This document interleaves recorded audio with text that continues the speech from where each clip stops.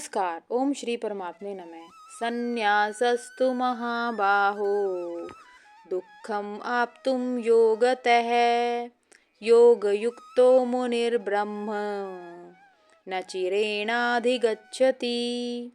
इस श्लोक में भगवान कृष्ण कहते हैं कि भक्ति युक्त होकर कर्म किए बिना पूर्णतः कर्मों का परित्याग करना एक कठिन कार्य है। हे महाबली अर्जुन, किंतु जो संत कर्म योग में संलग्न रहते हैं वे शीघ्र परमात्मा को प्राप्त कर लेते हैं। यदि कोई व्यक्ति हिमालय की गुफाओं में रहता है और वह सोचता है कि उसने वैराग्य को प्राप्त कर लिया है तो वह भ्रमित हो सकता है, क्योंकि उसके वैराग्य का परीक्षण तभी होता है जब वह नगर में आम जनता के बीच आता है। यदि वह नगर में आकर किसी छोटी सी बात पर क्रोधित हो जाता है तो वह सोचता है कि उसकी कई वर्षों की तपस्या व्यर्थ हो गई। संसार एक महत्वपूर्ण कर्म स्थली है जहाँ मनुष्य के वैराग्य का असली परीक्षण होता है। अर्जुन युद्ध से पीछे हटकर यह सोच रहे हैं कि वह संन्यास ले रहे हैं, किंतु वे संन्यास नहीं ले रहे और ना ही त्याग कर रहे हैं।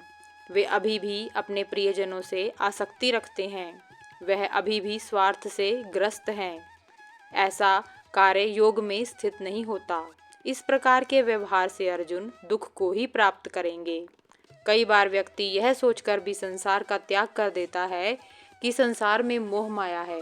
इस प्रकार कई बार व्यक्ति निष्क्रिय हो जाता है, क्योंकि वह सोचता है कि वह कर्म करे ही क्यों, संसार में सब कुछ मोह माया है। कई बार कुछ धर्म गुरु भी पाखंडी होने के कारण व्यक्ति को गलत ज्ञान देते हैं।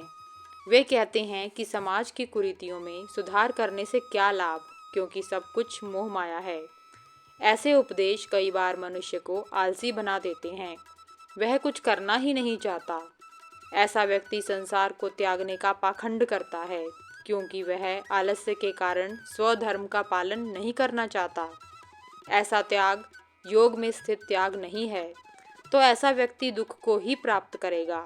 योगी व्यक्ति प्रत्येक कार्य भीतर की दिव्यता से जुड़कर करता है। ओम नमो भगवते वासुदेवाय नमः। धन्यवाद।